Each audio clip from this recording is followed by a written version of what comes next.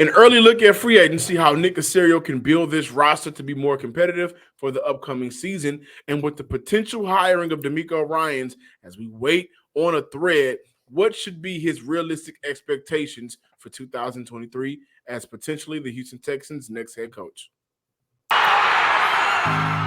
You are Locked On Texans, your daily Houston Texans podcast, part of the Locked On Podcast Network, your team every day.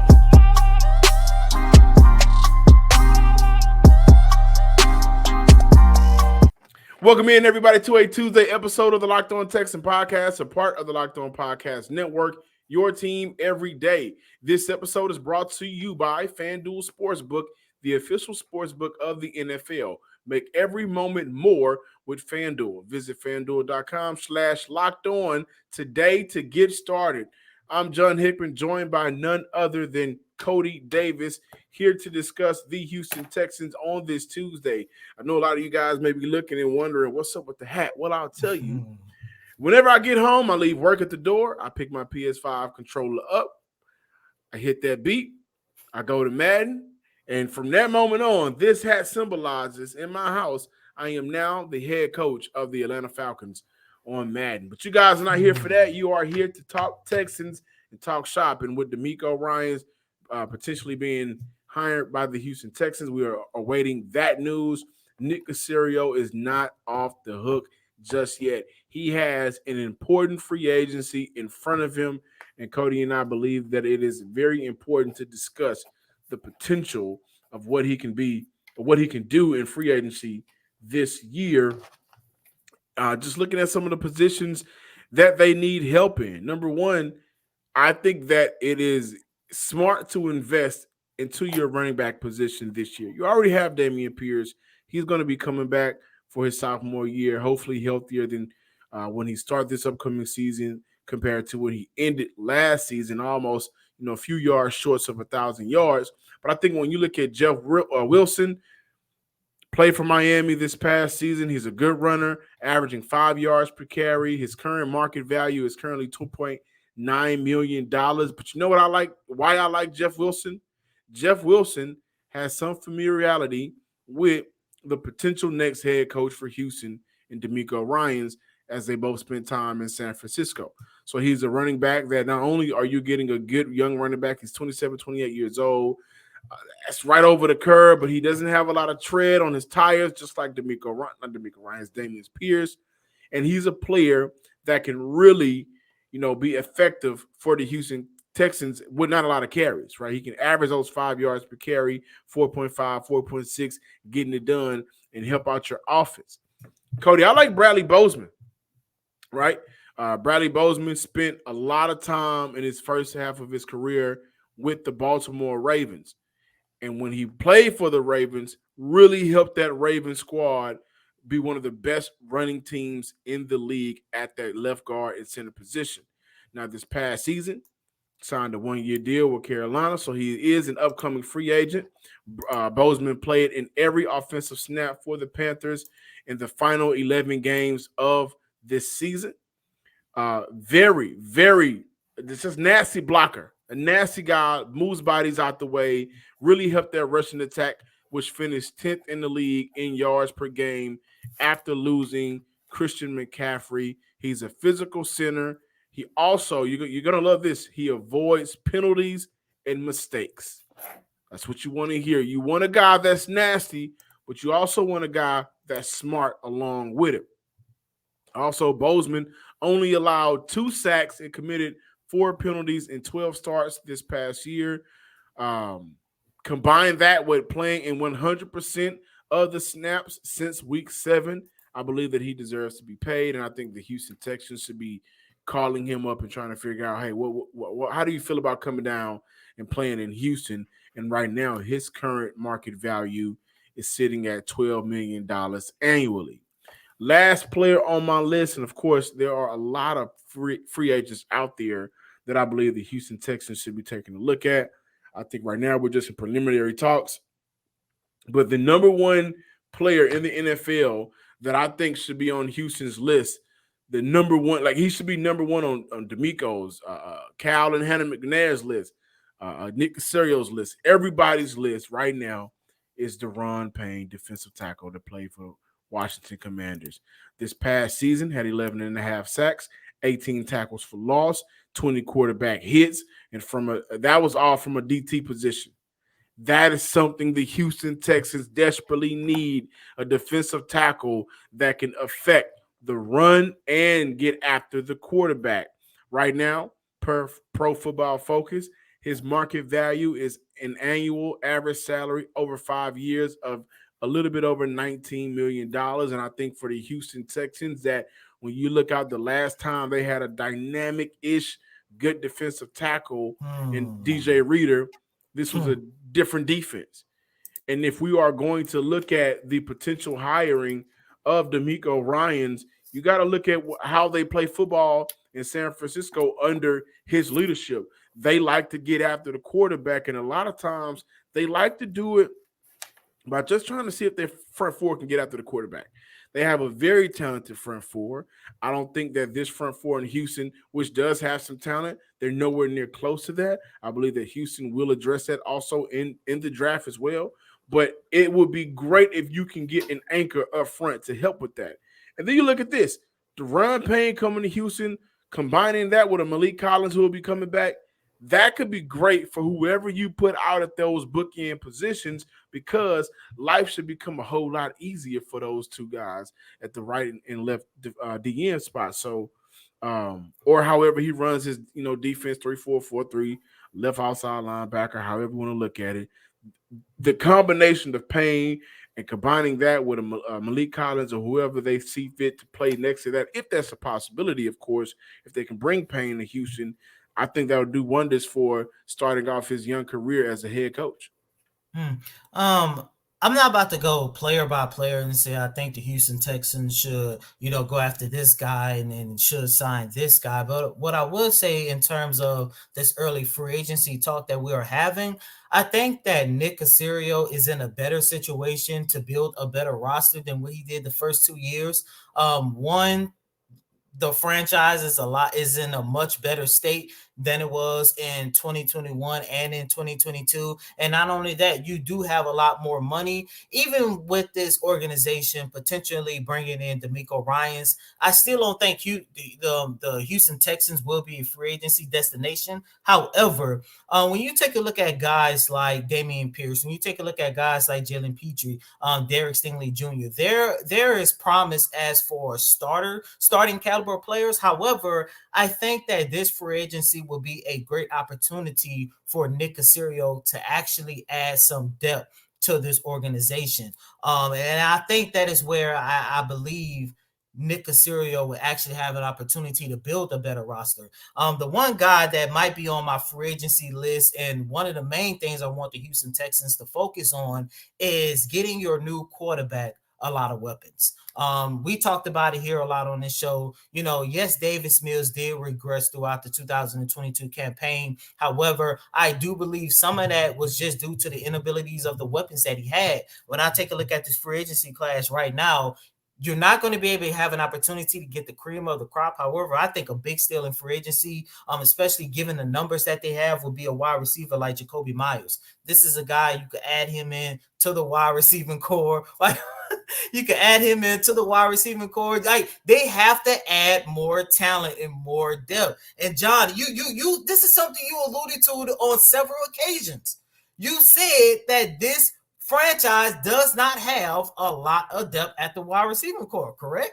Yeah, I said that, but I didn't say go get Jacoby Myers. No, but Jacoby Myers, when you take a look at his numbers, you're not adding him to be your team's number one wide receiver. However, he would give your new quarterback a lot of depth at that position, because think about it, you're adding him to a wide receiver group that already has Nico Collins. John Mechie is coming back. We talked about it here on a couple weeks ago on the show in terms of Amari Rodgers and Chris Moore. Like, this wide receiving core has an opportunity to go upwards, and I believe, especially the season that he had this past season, 8 104 yards, 6 touchdowns on 67 catches, and you did that with a Mac Jones who was it's kind of in the boat of Davis Mills, where we saw some regression in his play. You pair him with a better quarterback, and you put him with a wide receiving class that is not dependent on him to go out there and be this team's number one receiver. That is a realistic approach of what I could see Nick Caserio doing in free agency. I love that. I love that approach. And I think you are 100% correct. This is the year to make sure that you are providing this team on both sides of the ball depth, because you can't afford another year if guys drop. Now you have to go to practice squad players or the guys that you want to step up in some of those positions to be, rotational players. They're just not cutting it because of the lack of depth, explosive and valuable depth that you have on this team. I think that's great, man. A perfect approach. The best part about this is, of course, the way too early free agency talk. They don't even have a head coach right now, technically, at the time of this recording. But it is important for the Houston Texans to upgrade positions for starters, i.e. a Bradley Bozeman at center, i.e. a Daron Payne. But it also is important for the Houston Texans to boost up positions by bringing in bodies that can affect this team moving forward, like a Jeff Wilson. I don't think Jeff Wilson would be a starter over Dameon Pierce, but I think Jeff Wilson would be a very valuable piece to this offense, whoever is behind center and whoever is calling plays. To your point in Jacoby Myers, if Jacoby Myers came to Houston right now, Jacoby Myers would probably be the best number one option on his team right now, on the roster. Plain and simple. So you can look at Jacoby as a depth piece or a piece that can go out there and be a number one day one starter. Either way, Nick Caserio, who has money this year, I think Houston is 7th right now in the league, 6th or 7th in terms of money for cap space. He will have the opportunity to build, and that's what we're looking forward to: building and development of these players and building a roster that can really be competitive. Valentine's Day is coming up, which means romance is in the air more than usual. And I don't need to tell all of you lovebirds that you've probably had your date plans already on the calendar for weeks now. But have you found the perfect Valentine's Day gift yet? I know the reservations are made. I know the flowers are picked, but has everything been made perfect? Well, whether you are celebrating this day of romance or whether you're ready to pop the question, you can find the jewelry you need, as unique as she is, with the modern convenience of online shopping at BlueNow.com. At BlueNow.com, you can find the perfect piece of jewelry for life's special moments. You can even create the custom engagement ring of her dreams. Blue Now provides expert guidance, in-depth educational materials, and unique online tools that help you in control, help you place you in control, so that you don't get, the usual hassle of the jewelry shopping process and focus on the romance. That's all that matters, is the romance process, and Blue Now helps you with that. Right now, you can save up to 50% at BlueNow.com. That's BlueNow.com for up to 50% off. BlueNow.com. Locked On is heading to the Senior Bowl. Get inside analysis from the hosts that covered the NFL's next generation in college and find out which NFL draft boards these players will be climbing, all in one location. Subscribe to the Locked On NFL Draft for nightly live shows from the Senior Bowl on Tuesday, Wednesday, and Thursday at 9 p.m. Eastern Time. Welcome back in, Locked On Texans listeners and viewers out there. Hey, by the way, did anybody see Joe Burrow? Not Joe Burrow's dad, but he may be Joe Burrow's dad now. But Patrick Mahomes Sr. smoking on that Joe Burrow, man. I'm proud of my baby boy. I loved it, man. The media and everybody was talking crazy about Patrick Mahomes. We've never really heard from his dad. I thought that was one of those moments where he came out and was like, y'all thought y'all had my son messed up, huh? Watch what he did. But let's look at realistic expectations for DeMeco Ryans whenever he is announced. Potential realistic expectations for DeMeco Ryans whenever he's announced here in Houston. And what should we expect in his first year? And I'm going to pass it to you first, but I will say this. The expectations, I think, are much more concrete whenever he's announced compared to the past 2 seasons. Hmm. And when I look at the realistic expectations for DeMeco and his potential first season with the Houston Texans, to be honest with you guys, I'm not going to look at it as terms of wins and losses. It's way too early to talk about that right now, especially given that we don't know who the quarterback is going to be. But what I want to see a realistic expectation for DeMeco, I think that we're going to see a lot of the young guys. It doesn't matter if it's rookies, especially that sophomore class and even the junior class. The realistic expectation for DeMeco is just to make sure that the development with these young guys continue to be on the right path. And that is very important because, John, I don't know if you remember, but going back to last year when the Texans hired Lovie Smith and elevated Pep Hamilton, we all looked at that 2021 draft class and said, oh man, this is going to be awesome for a lot of those guys, especially for Davis Mills.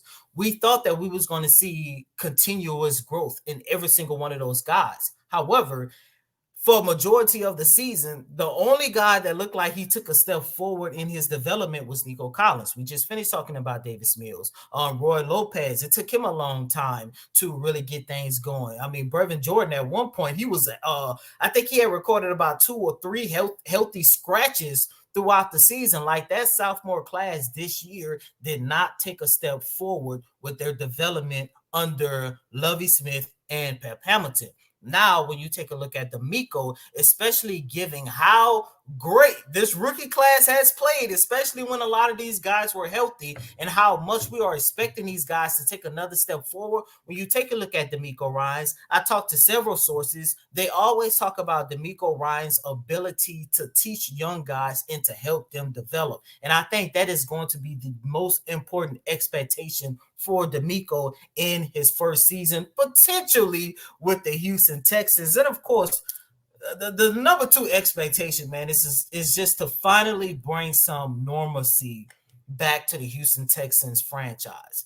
For the second year in a row, Houston Texans, first team eliminated out of the playoff contention, and they used the mascot Toro just to poke fun at the Texans. And we all know ever since they blew that 24-0 lead against Kansas City a few years back, this is a franchise that has basically been the laughing stock of the league. Now, not only are you bringing in a new regime, but you bring in a guy with DeMeco Ryans who has tons of credibility to his name. And I think finally we're going to look at the Houston Texans and say, you know what? That team is, one, a real NFL team, and two, and most importantly, that team has something that they can build on for the future.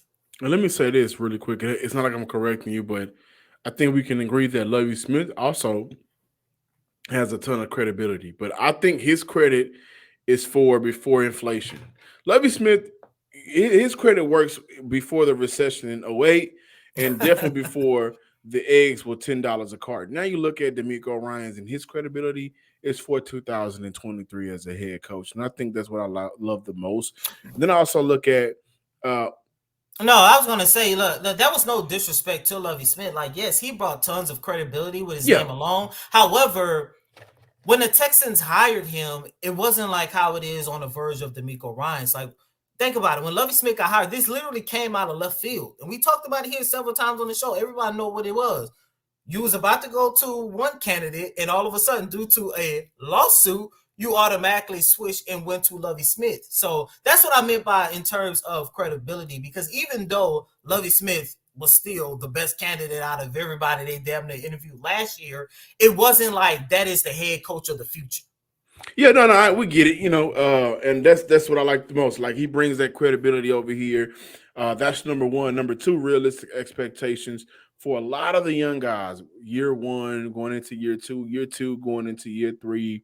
And even the players that they're going to bring in eventually in free agency, which we just talked about, there's one word that I would like to say, and that's favor. And I think when I look at favor, well, what DeMeco Ryans is going to bring is going to be favor in terms of schematics. How are these players going to be playing in his scheme? And I think that you talked about development. Well, a part of that development is putting players in the best position to succeed, which we hadn't always seen in the past 2 seasons with David Culley and Lovie Smith at the helm of Houston, for the Houston Texans as head coach. That's what he's going to bring, right? Like we talk about all the time, the next step that Derek Stingley can possibly take under DeMeco Ryans compared to what he did under Lovie Smith. And you know what? I don't think we shouldn't be mad when folks overblow that, because that's the truth. He was the number 3rd overall pick for a reason. He has the talent. And at times, whenever he got comfortable playing zone, he made plays. One of the most beautiful plays of the entire 17-game season was when he read Trevor Lawrence's eyes, turned around and got that pick in the back of the end zone, right? So I think we're going to see him in more favorable positions because of Lovie Smith. And you know what? I'm going to tell you what we ain't talking about, what we got to talk about, Cody. And this is me putting my coach hat on. We going to limit some of the missed tackles in Houston. Right? I can see DeMeco in the coaching rooms. You know how they walk around with their hats like this, and in film session. You got to break down better than that. You got to anticipate better than that. You got to wrap up. You got a proper tackle there. I can see DeMeco coaching to limit, and I know they did it under Lovie Smith, but I just think it's going to be a little bit different here with the intensity that he'll bring. Just those missed tackles, and so between Favor and him coming in, favoring some of these players and putting in positions that the scheme will be much better for their skill trait, and cutting down some of those missed tackles. What's not to love about that? And those are realistic expectations. I love how you put it. It isn't about terms of wins and losses. You can't judge it right now when this team isn't put together. Wins and losses really start to be a conversation around late July, August, right? When you start looking at some of these preseason games, going through training camp and everything. Right now it's about what can he do that does not affect the numbers in terms of wins and losses, but we can expect this team to be better at. And I think all of those that we just pointed out, development, different scheme, and cutting down on those missed tackles, horrendous missed tackles that we were just mind blown from watching. Those will be all three great qualities that we'll love to see. This year, the only app you need at your Super Bowl party is FanDuel, America's #1 sports book. We're really excited about our new sports betting partner for Locked On because they're #1 in sportsbook in America.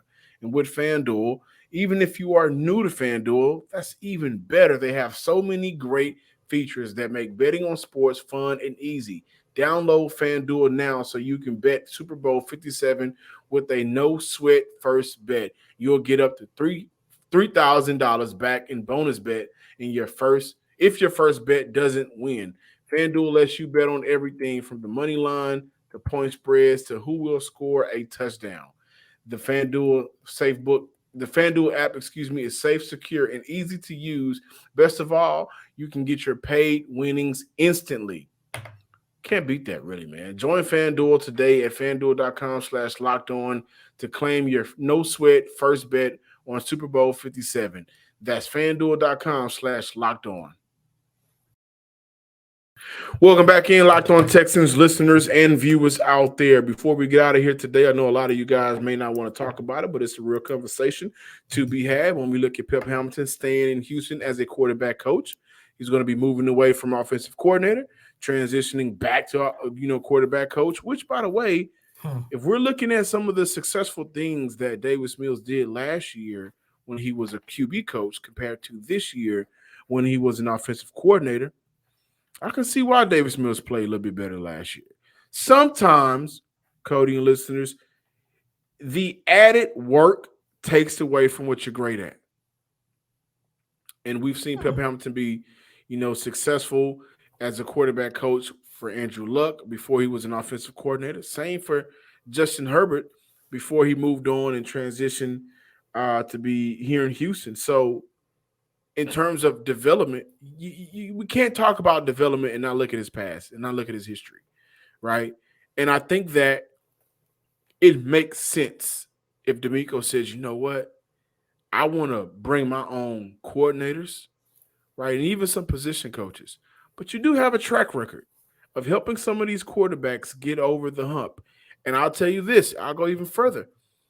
A quarterback coach for Trey Lance would be great if we talked about that possibility of Trey him. Lance, boy. Yeah, I'm just we talked about the possibility and of him coming to Houston, but any young quarterback, right?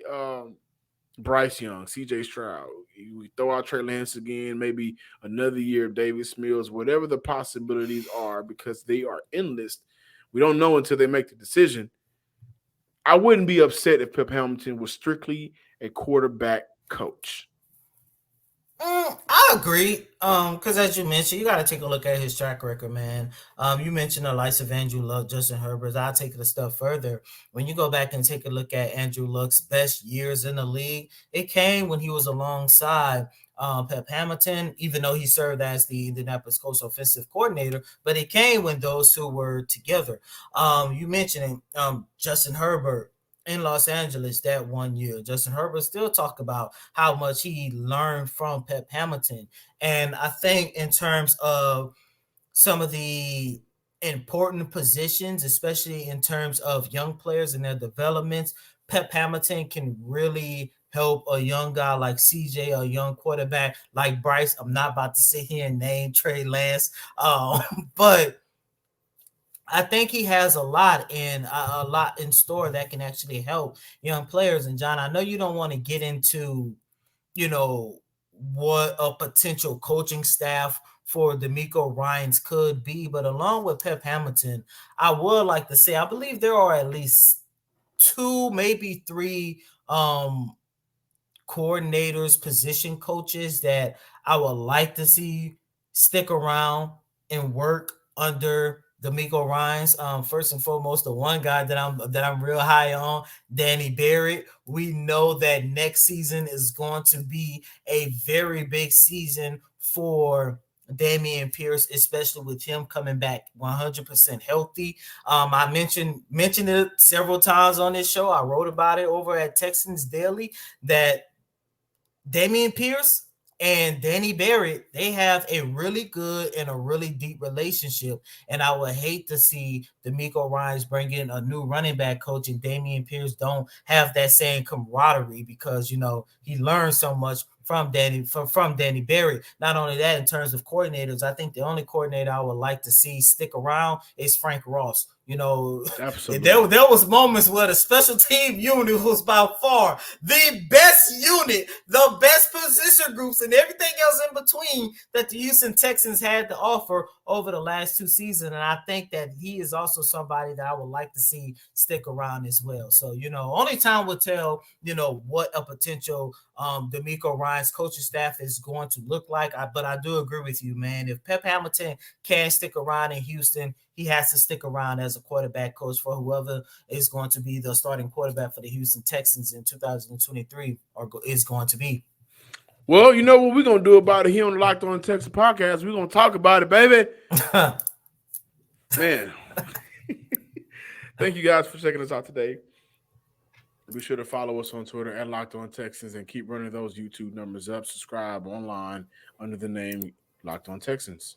And as always, I'm your host, Cody M. Davis. Please remember to follow me on Twitter at CodyDavis_24. Once again, that's Cody, COTYDAVIS_24. Until tomorrow, ladies and gentlemen, maybe we'll be sitting here talking about the hiring or maybe not. But until next time, peace.